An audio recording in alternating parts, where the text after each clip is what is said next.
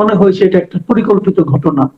পরিকল্পিত ঘটনা যদি এটা মনে হয়েছে এই কারণে আপনি দেখেন যে তারা তো জানতো নিশ্চয়ই যে হাদি এই জায়গাটা দিয়ে যাচ্ছে এবং তারা পাশে এসেছে, মোটরসাইকেলে চড়েছে, নিজেদেরকে আড়াল করেছে এবং তারা এই যে গুলিটা করেছে এটা তো হত্যার উদ্দেশ্যে, কারণ হত্যার উদ্দেশ্যে গুলি কেউ মাথায় করতে পারে, তা না হলে এইভাবে তো করার কথা না। তো এটা নিশ্চয়ই পরিকল্পিত। আর একেবারে যেদিন তার তফসিল ঘোষণা করা হলো নির্বাচনের পরের দিনে এই ঘটনাটা ঘটলো, সবকিছু মিলে এটা তো মনেই হচ্ছে যেটা একটা পরিকল্পিত ঘটনা। ইনকিলাব মঞ্চের মুখপাত্র ওসমান হাদিকে গুলি করা হয়েছে এবং সেই গুলি তার মাথা ভেদ করে চলে গিয়েছে। ঢাকা মেডিকেল কলেজে নেওয়া হয়েছে, তারপরে আত্মীয় স্বজনদের অনুরোধে তাকে এবার কেয়ারে নেওয়া হয়েছে এবং তার জীবন সংকটাপন্ন। এই ঘটনাটা এমন একটা সময় ঘটলো যেদিন নির্বাচনের তফসিল ঘোষণা করা হলো তার ঠিক পরের দিন। কি বুঝতেছেন, কি মনে হচ্ছে আপনার কাছে? সবাই যে ধরনের আশঙ্কা প্রকাশ করেছিল সেই আশঙ্কা মিথ্যা হোক, এটাই আমরা সবাই চেয়েছি, যে নির্বাচনকে সামনে রেখে সহিংসতা হবে। তো হাদির এই ঘটনাটি আমাদেরকে অত্যন্ত শঙ্কিত করেছে এবং একই সঙ্গে আইন শৃঙ্খলা রক্ষা এই সরকারের দুর্বলতাকেও তুলে ধরেছে। যে ভিডিওটি আমি দেখেছি সেইখানে যেটি মনে হয়েছে সেটি হচ্ছে যে যারা খুন করেছে তারা পরিকল্পিত এবং তারা পেশাদার। কেননা একটা চলন্ত যানবাহন থেকে আরেকটি চলন্ত যানবাহনে গুলি করা কিংবা কাউকে লক্ষ্যভেদ করা এবং এইরকম মারাত্মক ভাবে এটা আসলে খুবই কঠিন।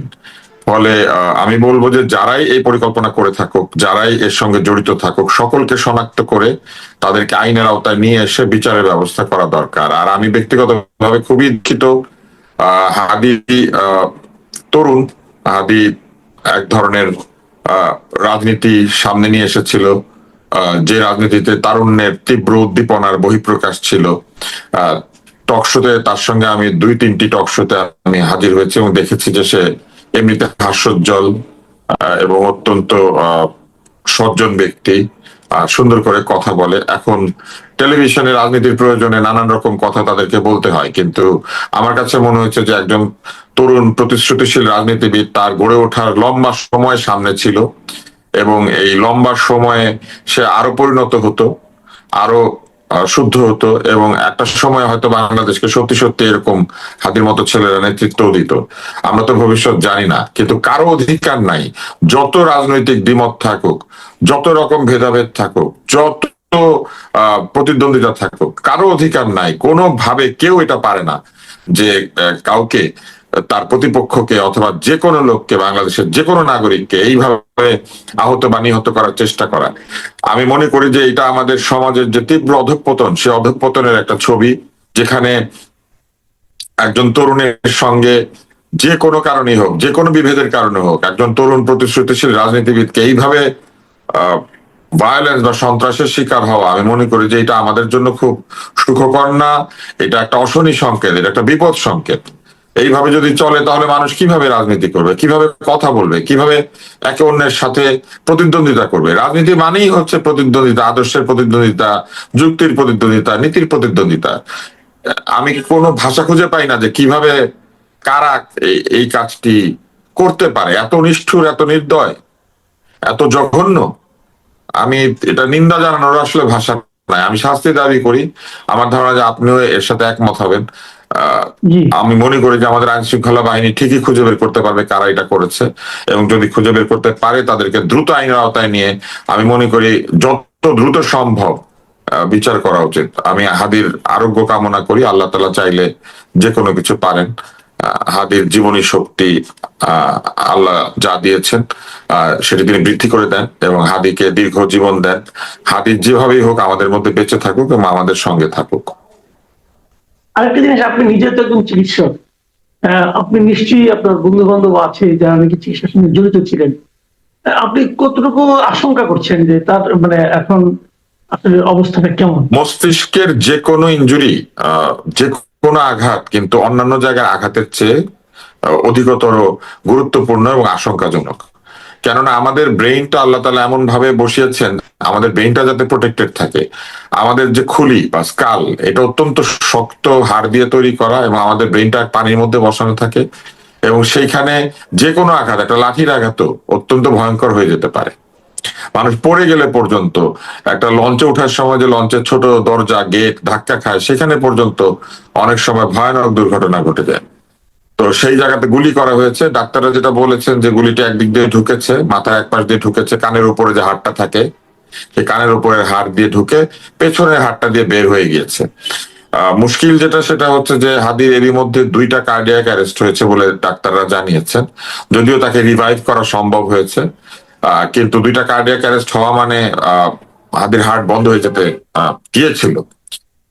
এই সবকিছু বিবেচনায় নিয়ে ডাক্তাররা ভালো বলতে পারবেন যে তার কি অবস্থা আছে। তবে একটা পরীক্ষা আছে যেটাকে সেন্সিটিভ, মানে এক ধরনের স্নায়ুর একটা পরীক্ষা আছে, সেই পরীক্ষায় হাদির পারফরমেন্স অনেক লো ছিল। কিন্তু এটা আসলে ব্রেন ইনজুরি থাকলে হতে পারে, ধীরে ধীরে এটা আবার বাড়তেও পারে।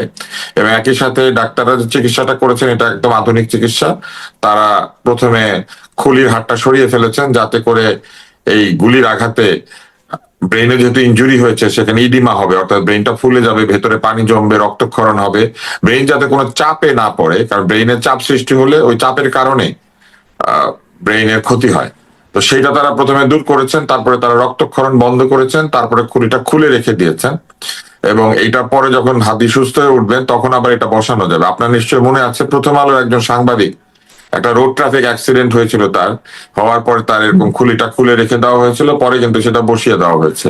এরকম আরো কয়েকজন সাংবাদিক আমরা জানি তাদের এই ধরনের ইনজুরির পরে তারা বেঁচে ভালো হয়ে উঠেছেন। আমরা 2-1 ডাক্তারকেও জানি তারা এরকম হেড ইনজুরি থেকে বেঁচে উঠেছেন। আমরা আশা করি হাদি ভালো হয়ে উঠবেন, এতটুকু আমরা আশা করি এবং প্রার্থনা করি। তবে যে ধরনের বর্ণনা দেওয়া হয়েছে তাতে কিন্তু অত্যন্ত গুরুতর আঘাত, এবং এটা অত্যন্ত আশঙ্কাজনক অবস্থায় হাদি আছেন। আচ্ছা, আপনি বলেন একটা কথা যে আপনার কাছে মনে হয়েছে এটা একটা পরিকল্পিত ঘটনা।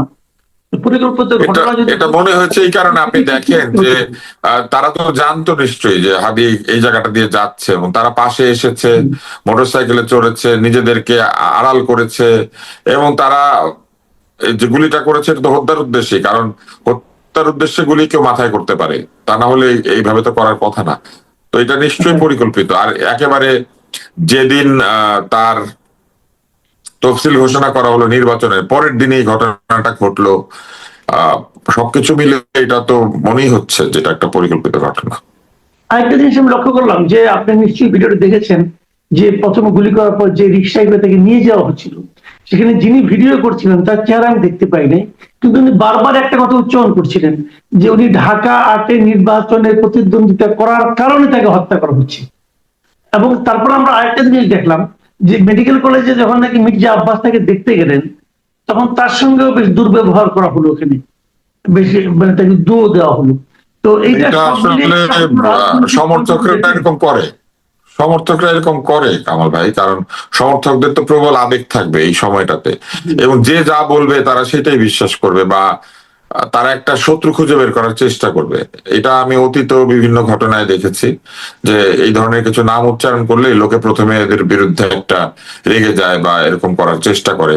তো আপনি নিজেই বললেন যে ভিডিওর মধ্যে এরকম বলা হচ্ছিল, তো এরকম বললে পরে মানুষ তো তার প্রতিদ্বন্দ্বীদেরকে প্রথমে দায়ী করবে, কিন্তু আমার মনে হয় না যে এই বিষয়গুলি বাড়তে দেওয়া উচিত। বরং আমার মনে হয় যে সকল দল ও মত নির্বিশেষে সবাই মিলে হাদির খুনিদেরকে শনাক্ত করা, আইনের আওতায় আনা, বিচার করার জন্য দাবি জানানো উচিত। কিন্তু আমি খুবই অবাক হই যে এইরকম একটি দুর্ঘটনার পরেও আমাদের যারা আইন শৃঙ্খলা রক্ষা করবেন বলে শপথ নিয়েছেন তাদের কেন জানি আমার কাছে খুবই দুর্বল এবং খুবই স্লো মনে হয়, ধীর গতি সম্পন্ন মনে হয়। আমি একটা ভিডিও দেখেছি, নির্বাচনের সহিংসতা নিয়ে প্রশ্ন করা হচ্ছে এবং উপদেষ্টা উত্তর দিচ্ছেন পেঁয়াজের দাম কেন বেড়ে গিয়েছে। এটা সত্য না মিথ্যা আমি জানি না, এটা ফেক না আসল, কিন্তু এইরকম অ্যাটিটিউড যদি থাকে, এরকম যদি এড়িয়ে যাওয়ার প্রবণতা থাকে, তাহলে আজকে হাদি, কালকে আরেকজন, পরশু আরেকজন, এটা তো হতে পারে না। বাংলাদেশ এরকম মৃত্যুর মিছিলের দেশ হতে পারে না, বাংলাদেশে এরকম অশান্ত সন্ত্রাসের জনপদ হতে পারে না, বাংলাদেশ এইভাবে তরুণ প্রাণ আর ক্ষয় করতে পারে না। আমি জানি না যে কেন আসলে মানুষ সামান্য দুঃখ প্রকাশটুকু পর্যন্ত ঠিক মতো করে না, মানুষ কেন, মানে সব মানুষের কথা বলবো না আমি, ক্ষমতাবান মানুষেরা কেন এইভাবে দায়িত্বকে এড়িয়ে গিয়ে অনেকটা উট পাখির মতো মাথা গুঁজে থাকে? আমি কিন্তু নিজে আশাবাদী এই কারণে, আপনি দেখেন মোহাম্মদপুরে যে মা মেয়েকে খুন করা হলো, একজন গৃহ পরিচারিকা, তার নাম কেউ জানতো না, তার কোনো ছবি ছিল না, সে এখানে সবসময় বোরখায় মুখ ঢেকে ঢুকতো, এবং সবকিছু দেখলাম তাকে চেনার কোনো উপায় নেই, তার নামও নাকি ঠিক নাই, তারপরেও তাকে কিন্তু পুলিশ 2 দিনের মধ্যে ধরে ফেললো। তো ওটা যদি পারে, তাহলে এটা না পারার কোনো কারণ আছে বলে কিন্তু আমার কাছে মনে হয়। আমি আশাবাদী হতে চাই, আশাবাদী। আমি আশাবাদী হতে চাই। আমি মনে করি আমাদের পুলিশ খুবই ওয়েল ট্রেন্ড এবং খুবই একটি শক্তিশালী বাহিনী। পুলিশের মনোবল ভঙ্গ হওয়ার কারণে পুলিশ নিষ্ক্রিয়তা দেখিয়েছে বা নিষ্ক্রিয় ছিল, বা অনেক পুলিশ হয়তো এখনো খানিকটা এরকম মনোবলহীনতায় ভোগেন। কিন্তু আমি মনে করি যে এই হাদির ঘটনার ভেতর দিয়ে দোষীদেরকে শনাক্ত করে ধৃত করে তারা কিন্তু এই মনোবল শুধু না, জনগণের মধ্যে তাদের যে বিশ্বাস আস্থা সেটাকে আরো বাড়িয়ে তুলতে পারেন। আর ওই ঘটনাটাও আবার চিন্তা করেন, আমরা সাধারণ মানুষও কিন্তু আমাদের নিরাপত্তার ব্যাপারে খুব অসচেতন। একদম অপরিচিত একজনকে 4 দিনের জন্য এরকম চাকরি দিয়ে দেওয়া, তার এনআইডি বা অন্য কোনো পরিচয় জানতে না চাওয়া, একটা রেফারেন্স পেলেই তাকে নিয়ে নেওয়া। আমার মনে আছে যে গৃহ পরিচারিকা এমনকি নতুন ভাড়াটিয়া পর্যন্ত কোথাও উঠলে এলাকাতে থানায় রিপোর্ট করার কথা, এবং থানা কিন্তু এটা বারবার জানিয়েছে। কিন্তু আমি দেখি যে আমাদের সাধারণ মানুষ কেন জানি খুবই রিলাক্টেন্ট, খুবই এক ধরনের দায় সারা। তারা মনে করে যে না, এগুলা করে কোনো লাভ হবে না, এগুলা করতে গেলে অযথা ঝামেলা। এগুলো অযথা ঝামেলা না, আমাদের সকলকে এই সাবধানতা অবলম্বন করতে হবে। দুর্ঘটনা তো সবার বাড়িতে ঘটে না, কিন্তু আমরা কি করে জানবো যে কালকে কার বাড়িতে এই দুর্ঘটনাটা ঘটবে? ফলে এই যে গৃহকর্মী নিয়োগ করা, নতুন দারোয়ান নিয়োগ করা, নতুন কর্মচারী আনা, বা অপরিচিত ব্যক্তিকে বাড়িতে বা নিচে দেখা বা আশ্রয় দেওয়া, এই বিষয়গুলি নিয়ে আমাদের কিন্তু সচেতন হওয়া উচিত। এমনকি নতুন ভাড়াটিয়া ওঠা, সেই ভাড়াটিয়ার পরিচয় সম্পর্কে যথেষ্ট পরিমাণে জেনে রাখা উচিত। জি, এখন একটু রাজনীতির প্রসঙ্গে আসি। এখান থেকে এটা হলো, আমরা এটা দেখেছি যে হাদির এই ঘটনাকে কেন্দ্র করে কিন্তু সকল রাজনৈতিক দলের নেতৃবৃন্দ সবাই কিন্তু এটাকে নিন্দা জানিয়েছেন এবং অপরাধীকে ধরার জন্য সরকারের উপর তাগিদ দিয়েছেন। এর পাশাপাশি বিএনপির একটা বড় খবর আমরা আজকে দেখলাম, সেটা হলো যে বিএনপি আনুষ্ঠানিকভাবে জানিয়েছেন যে তাদের নেতা ভারপ্রাপ্ত চেয়ারম্যান মিস্টার তারেক রহমান, উনি এই মাসের 25 তারিখে দেশে ফিরতেছেন। এই প্রথম একটা তারিখ পাওয়া গেল। তো এটা কি আপনি মনে করেন যে বিএনপির জন্য একটা নতুন ইতিবাচক দিক, বিএনপির জন্য পজিটিভ কিছু, এবং আমাদের দেশের রাজনীতির জন্য কতটা পজিটিভ হবে? অবশ্যই এটা একটা ইতিবাচক দিক, কেননা বিএনপির প্রধান নেতা অসুস্থ, তিনি হাসপাতালে আছেন এবং এই মুহূর্তে কোনো আদেশ নির্দেশ দিতে পারছেন না। তো দ্বিতীয় ব্যক্তি যিনি বিএনপির ভারপ্রাপ্ত চেয়ারপারসন, তিনি এইখানে থাকাটা বিএনপির মনোবল অনেক বাড়িয়ে দিবে। পাশাপাশি তিনি এখানে উপস্থিত হলে সরাসরি দল প্রতি মুহূর্তে তার কাছ থেকে শারীরিকভাবে মানে উপস্থিত থেকে নির্দেশ পাবে। তিনি আবার পূর্ণ যে সম্পর্কগুলি আছে, জনসংযোগগুলি, সেগুলি করতে পারবেন। বহু বিষয় রয়েছে দলের অভ্যন্তরে যেগুলি তিনি সরাসরি সমাধান করতে পারবেন। ফলে নেতৃত্ব ফিরে আসা তো অবশ্যই তাদের দলের জন্য একটা গুরুত্বপূর্ণ বিষয়। আর 25শে ডিসেম্বর বেছে নিয়েছেন ক্রিসমাস ডে, এটা একটা আনন্দের দিবস। বাংলাদেশে প্রচুর খ্রিস্ট ধর্মাবলম্বী আছেন তাদের জন্য, পাশাপাশি এটা একটা বিশেষ দিবস। সারা পৃথিবীতে এটাকে নানান ভাবে আনন্দের সঙ্গে পালন করা হয়। তো এটা এরকম একটা দিবসে তিনি ফিরে আসাটা অনেকটা সান্টা ক্লজের মতো। তো এটা খারাপ কিছু না, এটাও একটা আনন্দের ব্যাপার যে তিনি তার দলের কাছে আসছেন। এবং আমি মনে করি যে তার দল একই সঙ্গে যেমন আনন্দিত হবে, তেমনি তার দলের মধ্যে যারা কোন্দল করেছেন, উৎপাত করেছেন, চাঁদাবাজির অভিযোগ উঠেছে, তারাও নিশ্চয়ই শঙ্কিত হয়ে উঠবেন যে নেতা এখানে উপস্থিত থাকলে তাদের এই অন্যায় কর্মকাণ্ড নিশ্চয় আরো কঠোরভাবে তিনি দমন করবেন, এটা মানুষের আশা। আর পাশাপাশি তার মা আছেন, তিনি যদি তার মায়ের শয্যা পাশে থাকেন, সেটাও একটা ভালো বিষয় হবে। সবকিছু মিলে আমার কাছে মনে হয় এটা একটা ইতিবাচক ঘটনা। তবে দেশের আইন শৃঙ্খলা পরিস্থিতিকে অবশ্যই আরো কঠোরভাবে নিয়ন্ত্রণ করতে হবে এই সরকারকে। আজকের মতো এরকম একটি ঘটনা ঘটে গিয়েছে, যে ঘটনাটি আসলে পুরো দেশের আইন শৃঙ্খলা পরিস্থিতিকে আরেকবার প্রশ্নের সম্মুখীন করেছে। জি, কারণ অনেকেই কিন্তু বলছিলেন যে তারেক রহমানের নিরাপত্তার একটা ইস্যু আছে। এখন উনি যেদিন আসার সিদ্ধান্ত নিলেন, ওই দিনই আমার একটা ঘটনা ঘটানো হলো অথবা ঘটলো, যেটা নাকি মনে করেন আমাদের জন্য আসলে আতঙ্কের কারণে কিন্তু হয়ে যাচ্ছে। তো সরকারের এই ব্যাপারে কি ভূমিকা থাকবে? এবং আমার তো এখনো মনে হয়, আমি তো নিজে বলতেই চাই যে হাদির এই ঘটনা যদি আমি এককভাবে কাউকে দোষারোপ করি, দায় দেই, আমি মনে করি এই দায় সরকারকে নিতে হবে। এবং সরকার এই দায় এড়াতে পারবে না। যদি কমাতে চায়, তাহলে কমানোর একমাত্র উপায় হলো দোষীদেরকে অতি দ্রুত গ্রেপ্তার করা অথবা ধরে ফেলা। আপনি কি মনে করেন? দেশের আইন শৃঙ্খলা পরিস্থিতি এখন এইরকম যে আমি এটাও বুঝি না যে যারা নিশ্চিত প্রার্থী এদের জন্য একটা গার্ডের ব্যবস্থা করতে কি অসুবিধা। এত এত গানম্যান দেয়, এত লোককে এত নানা রকম নিরাপত্তা দেয় সরকার। আমি তো মনে করি যে হাদির পাশে একজন দেহরক্ষী সরকারি ভাবে থাকা উচিত ছিল, একজন বা দুইজন। একেবারে নিরাপত্তাহীন ভাবে সবার সামনে হাদি গিয়েছে। দেশের এত বড় একটা নির্বাচন হবে এবং সেখানে প্রার্থীদের নিরাপত্তা তো একটা খুবই গুরুত্বপূর্ণ বিষয়, এবং প্রার্থীরা যখন হাদি কিন্তু বলেছিল, গত নভেম্বর মাসে বলেছিল যে তাকে নাকি 30 বার ফোনে হুমকি দেওয়া হয়েছিল। তো বলা হলে এটা তো সরকার উচিত ছিল তাকে একটা সাপোর্ট দেওয়া। আমি তো পুরো বিষয়টা জানি না। নিয়মতান্ত্রিক ভাবে হাদি যেটা করতে পারতো, পুলিশের কাছ থেকে নিরাপত্তা চাইতে পারতো, সরকারকে চাপ দিতে পারতো, হয়তো সে এটা মনে করে নাই। অত্যন্ত সাহসী ছেলে, পরে সে হয়তো মনে করে নাই, সে ভেবেছে তার বন্ধু বান্ধবরা আছে। যে ধরনের ছবি বা অন্যান্য বিষয়গুলি ফেসবুকে আসছে, এগুলো সত্যি হলে তো বুঝতে হবে যে ঘাতক তার আশেপাশে নাকি বসে মিটিংও করেছে, এরকম কথাবার্তা আসছে। সত্য কিনা জানি না।